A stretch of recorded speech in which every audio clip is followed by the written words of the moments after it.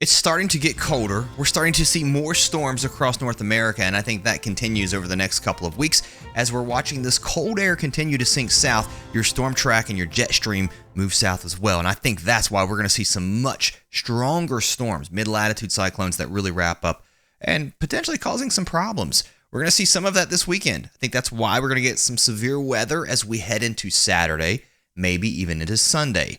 We'll talk about that, plus a really strong system moving into parts of British Columbia. This region, some really heavy snow possible with some heavy wind and some rain too. And here comes our storm moving east as it moves toward the Great Lakes. It takes a lot of that energy north and east, so some severe weather possible. I think further to the north and east with this, not just down here into the south, into parts of Missouri, Arkansas, but maybe even up into Ohio and Pennsylvania. Looking at a little bit long term, let's take this through the weekend. Behind this, some drier weather moves into parts of the Ohio Valley into the south as high pressure sets up shop into early next week. Another really strong storm in the Gulf of Alaska starts to plow ashore. More wind, more rain, more snow. Across the North Pole, we're starting to see a lot of blocking here. That's pushing your storm track pretty far to the south. So that's why we're going to stay active here across the North Pacific. And a really strong Pacific jet too, just driving these storms into Alaska, into British Columbia, and it's going to keep things active also, I think, across the Pacific Northwest. Backing things up just a little bit across the lower 48 and the rest of Canada, very active here too. Multiple storms. After we get rid of this one this weekend, a pretty decent shot of cold air tries to pull south. Cold at least relative to what we've seen lately. Underneath this upper low, it's going to cut off, it looks like anyway, at least this bowling ball of cold air will. I think it gets a little bit miserable across parts of the Great Lakes into the northeast, into the early to the middle part of next week with a lot of rain, clouds. It's going to be cold and damp. I don't know if we squeeze any snowflakes out into the highest elevations underneath this, but it's just going to be kind of gross. And then more storms plowing into the Pacific, just staying active, in my opinion, over the next couple of weeks. Take a look at this. It's getting colder too.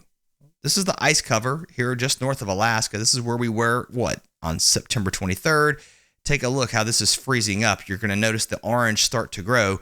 It's getting colder across Alaska. We actually have a flow right now that's moving off of the Northwest Territories across the Arctic Sea. That's really letting things freeze up more and more. And if you look at some of the temperature maps, you can actually watch this cold air spill off of Siberia and Alaska at times as it moves across this unfrozen water. It modifies pretty quickly.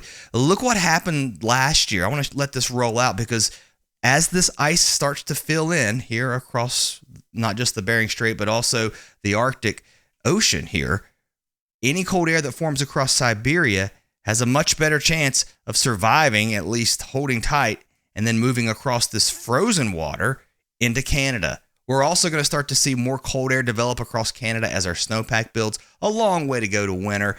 This isn't a winter weather outlook. I'll put a link to that down in the description below if you missed this week's.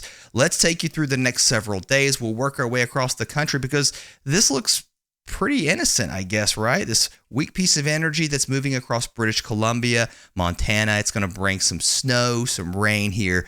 But this is going to drive east as we head into Saturday, and it's going to cause some severe weather across parts of the Mississippi River Valley. More on that in just a second. But snow and rain with this weak system, relatively weak, I guess, for now, and then a stronger storm moving into the Pacific Northwest and British Columbia with more wind, more snow. Those snow levels start to drop.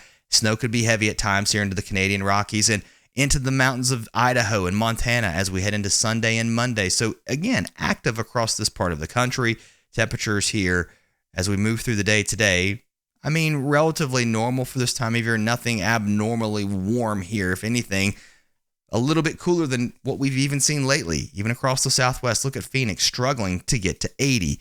Let's move east because there's a couple of things we're watching also on Saturday with our severe weather that's going to break out. And by the way, this is the area that we're watching for Saturday. Now, today there could be a few strong storms here from Missouri down into Oklahoma, but this really picks up heading into tomorrow with a damaging wind threat, even a tornado risk. There's going to be a lot of curvature in the atmosphere, and that risk moves east now as we head into Sunday from parts of Kentucky into parts of western New York. But let's back up and talk about that risk not just today, but also into Saturday. The tornado risk growing now for Saturday from really right here across central Arkansas, across West Tennessee and Kentucky, up into southern Missouri. And that tornado risk isn't zero further north into Indiana and Illinois. It's not as high as it is a little bit further to the south. I'll show you why we're seeing this. We have this upper level pocket of cold air moving through, this wave, if you will, and a bit of a jet streak swinging through as well. And really, this is more or less a vorticity, spin in the atmosphere. And with this change of wind direction with height as we move into Saturday afternoon and evening, especially here across Arkansas and, in my opinion, up into Missouri, this region right here will be the prime area to watch for tornadoes. And as we move into the evening hours, that starts to shift now into eastern Missouri, as far north as Indiana, Illinois, and now we're looking at almost an overnight threat, I think, here into parts of West Tennessee, western Kentucky. This is not a good sign. Unfortunately, that's what we're looking at right now. I'll be tracking it over the coming days as we really start to see these models dial in. Let's time some of these storms out. This front that's moving east, relatively dry, not a lot of moisture to work with, at least for now. It's going to get into a more favorable environment heading into Saturday, but some of these storms could get strong here from Kansas up into Missouri, and then the showers moving through the Great Lakes. Not really a severe weather event here, although there could be a few rumbles of thunder and a few stronger storms within this. Just not going to be nearly as energetic as what we're seeing as we head now into Saturday. We start to tap into some Gulf moisture. That moves north. We're really pulling in that southerly flow. That change of wind direction with height starts to really kick in, and then as we head into Saturday afternoon, the storms start to break out.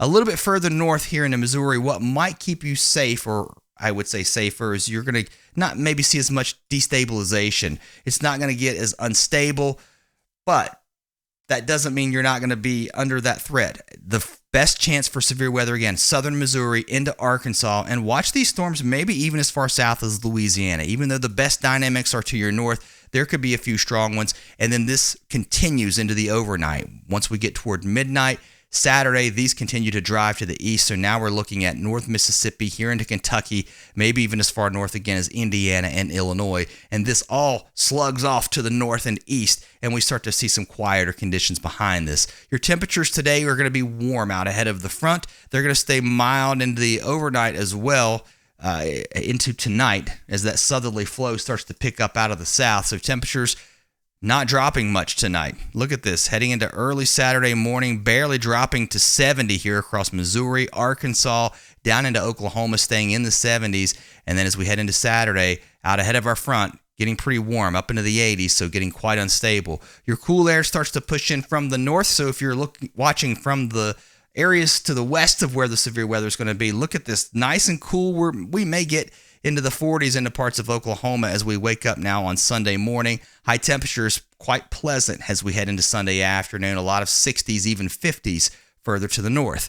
Let's move east because this is where the weather's headed next. Showers as we move through the day today across parts of Michigan, moving into parts of southern Ontario. Stronger storms start to pick up with our front as we head into Saturday, but again, the biggest risk will be further to the south. Let's move this ahead in time as we head into Saturday afternoon. The rain moving into parts of Michigan, down into Illinois, Indiana, and some of these storms, even into the deep south, could get on the strong side. Again, that dynamic risk really moving further to the north, but our front dropping south and east, some rumbles of thunder with this, some gusty winds possible, and then heading into Sunday, our risk starts to expand a little bit further to the north and east. We looked at that. So here from the central Appalachians down into the southern Appalachians and then back into Kentucky, the Cumberland Plateau, up into western PA, western New York, maybe even parts of southeast Michigan as these storms push off to the east. That continues as we head through the day Sunday into Sunday evening. You can see this low wrapping up, and then out ahead of this, Monday morning, there could be some gusty winds as this system moves off to the north and east as this low wraps up. Temperatures on the way down behind it. We rebound pretty quickly, though, out ahead of this next system with some really fast southerly flow that starts to develop.